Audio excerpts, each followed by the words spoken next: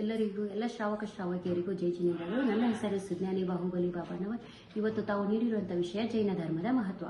ಜೈನ ಧರ್ಮವು ಕ್ರಿಸ್ತಪೂರ್ವ 6ನೇ ಶತಮಾನದಲ್ಲಿ ಉಗಮವಾಯಿತು ಮತ್ತು ಜೈನ ಧರ್ಮದ ಉಗಮವನ್ನು ಪ್ರಥಮ ತೀರ್ಥಂಕರು ಋಷಭನಾಥರು ಮತ್ತು ಕೊನೆಯ ತೀರ್ಥಂಕರ ಮಹಾವೀರರು ಮಾಡಿದರೆಂದು ಉಲ್ಲೇಖಗಳು ಇದೆ.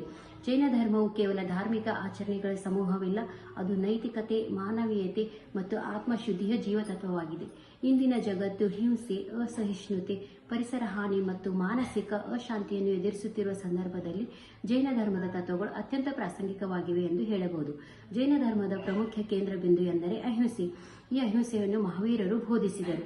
ಅಹಿಂಸೆಯಿಂದ ಪ್ರೀತಿ, ಸ್ನೇಹ, ಸೌಹಾರ್ದವನ್ನು ಬೆಳೆಸಬಹುದು ಎಂಬುದನ್ನು ತೋರಿಸಿಕೊಟ್ಟಿದೆ.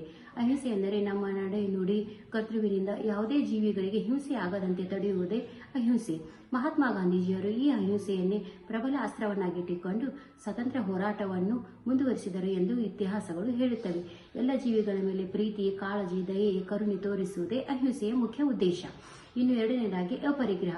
ಅಪರಿಗ್ರಹ ಎಂದರೆ ಜೀವನಕ್ಕೆ ಎಷ್ಟು ಅಗತ್ಯವಿದೆಯೋ ಅಷ್ಟನ್ನು ಮಾತ್ರ ನಾವು ಪಡೆದುಕೊಳ್ಳುವುದು ಅಪರಿಗ್ರಹ. ಅತಿ ಆಸೆಯೇ ದುಃಖಕ್ಕೆ ಮೂಲ ಕಾರಣ. ಆದರೆ ನಾವು ಇವತ್ತು ಅದನ್ನು ಮರೆತುಕೊಂಡು ಇವತ್ತು ನಾವು ನಮಗಷ್ಟೇ ಇರುವಷ್ಟನ್ನು ಬಿಟ್ಟು ನಮ್ಮ ಮುಂದಿನ ತಲೆಮಾರುಗಳಿಗೆ 2-3 ತಲೆಮಾರುಗಳಿಗೆ ಆಗುವಷ್ಟು ಆಸ್ತಿಗಳನ್ನು ಮಾಡುವ ಭರದಲ್ಲಿ ನಾವು ಸುಖ, ಶಾಂತಿ, ಸಮೃದ್ಧಿಯನ್ನು ಮರೆಯುತ್ತಿದ್ದೇವೆ. ಆದರೆ ನಾವು ಇದನ್ನೆಲ್ಲ ಪಡೆದುಕೊಳ್ಳಬೇಕಾದರೆ ನಾವು ಅಪರಿಗ್ರಹವನ್ನು ಮಾಡಬೇಕಾಗಿದೆ. ಅಪರಿಗ್ರಹ ಎಂದರೆ ಇರುವಷ್ಟೇ ಸಂಪನ್ಮೂಲಗಳನ್ನು ನಾವು ಹಂಚಿಕೊಂಡು ತಿನ್ನುವಂತಹ ಮನೋಭಾವವನ್ನು ಪಡೆದುಕೊಳ್ಳಬೇಕಾಗಿದೆ. ಇರುವಷ್ಟೆಂದರೆ ಕಾಗೆಯ ಬುದ್ಧಿ, ನರಿಬುದ್ಧಿಯಲ್ಲ. ಕಾಗೆಯು ಯಾವ ರೀತಿ ಒಂದು ಅನ್ನವನ್ನು ಕಂಡರೆ ತನ್ನ ಇಡೀ ಕುಟುಂಬದ ಬಳಗದವರನ್ನು ಕರೆದು ಅದರೊಟ್ಟಿಗೆ ಹಂಚಿ ತಿನ್ನುತ್ತದೆ, ಅದೇ ರೀತಿ ನಾವು ಕೂಡ ಹಂಚಿಕೊಂಡು ತಿನ್ನುವ ಪ್ರವೃತ್ತಿಯನ್ನು ಬೆಳೆಸಬೇಕಾಗಿದೆ. ಆಸೆಯೇ ದುಃಖಕ್ಕೆ ಮೂಲ ಕಾರಣ. ಅತಿ ಆಸೆಯನ್ನು ಪಡುವುದನ್ನು ಬಿಟ್ಟು ಇರುವುದರಲ್ಲಿ ಹಂಚಿ ತಿನ್ನುವ ಹಾಗೆ ನಾವು ಮಾಡಬೇಕು ಮತ್ತು ಇರುವುದರಲ್ಲಿಯೇ ದಾನ ಧರ್ಮವನ್ನು ಮಾಡುತ್ತಾ, ಜಪತಪವನ್ನು ಮಾಡುತ್ತಾ ನಮ್ಮ ಜೀವನವನ್ನು ಪರಿಪೂರ್ಣವಾಗಿಸಬೇಕು.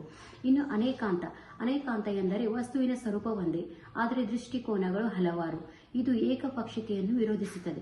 ಇದು ಜೈನ ಧರ್ಮದ ಕೇಂದ್ರ ಸಿದ್ಧಾಂತವೆಂದು ಪರಿಗಣಿಸುತ್ತೇವೆ. ಉದಾಹರಣೆ, ಕುರುಡರೊಬ್ಬರು ಆ ಕುರುಡರ ಮುಂದೆ ಆನೆಯನ್ನು ನಿಲ್ಲಿಸಿದಾಗ ಅವರು ಅದನ್ನು ಸ್ಪರ್ಶಿಸಿದಾಗ ಅದನ್ನು ಹಗ್ಗ, ಗೋಡೆ, ಬಾಲ ಎಂದು ಹೇಳಿದಂತೆ ಎಲ್ಲರೂ ತಮ್ಮ ದೃಷ್ಟಿಕೋನದಿಂದ ಸತ್ಯದ ಭಾಗವನ್ನು ಮಾತ್ರ ಕಂಡಿರುತ್ತಾರೆ. ಇನ್ನು ಸಂಯಮ ಮತ್ತು ಸ್ವಪರಿಶೀಲನೆ ಎಂಬ ಮೌಲ್ಯಗಳು ಇಂದಿನ ಒತ್ತಡಭರಿತ ಜೀವನಕ್ಕೆ ಪರಿಹಾರವಾಗಿದೆ. ಸಂಯಮದ ಮೂಲಕ ಮಾನವನು ಆಂತರಿಕ ಶಾಂತಿಯನ್ನು ಪಡೆಯಬಹುದು ಎಂಬುದನ್ನು ಜೈನ ಧರ್ಮವು ನಿಖರವಾಗಿ ತಿಳಿಸುತ್ತದೆ. ಹೀಗಾಗಿ ಜೈನ ಧರ್ಮವು ಭೂತಕಾಲಕ್ಕೆ ಸೀಮಿತವಾದ ಧರ್ಮವಲ್ಲ, ಅದು ವರ್ತಮಾನ ಕಾಲಕ್ಕೂ ದಾರಿಯನ್ನು ತೋರಿಸುವ ಮತ್ತು ಭವಿಷ್ಯತ್ ಕಾಲಕ್ಕೂ ಮಾರ್ಗದರ್ಶನವನ್ನು ನೀಡುವ ಶಾಸ್ತ್ರವಾಗಿದೆ. ಜೈನ ಧರ್ಮದ ತತ್ವಗಳು ಜೀವನದಲ್ಲಿ ಅಳವಡಿಸಿಕೊಂಡರೆ ಜೀವನದಲ್ಲಿ ಶಾಂತಿ, ಸಮೃದ್ಧತೆಯನ್ನು ಪಡೆದುಕೊಳ್ಳಬಹುದು ಮತ್ತು ಮಾನವೀಯತೆಯ ಸಮಾಜವನ್ನು ನಿರ್ಮಿಸಬಹುದು ಎಂದು ಹೇಳುತ್ತಾರೆ. ನಾವು ಒಳ್ಳೆಯದನ್ನೇ ಮಾಡಲಿ, ಕೆಟ್ಟದನ್ನೇ ಮಾಡಲಿ ಅದಕ್ಕೆ ಜವಾಬ್ದಾರರು ನಾವೇ.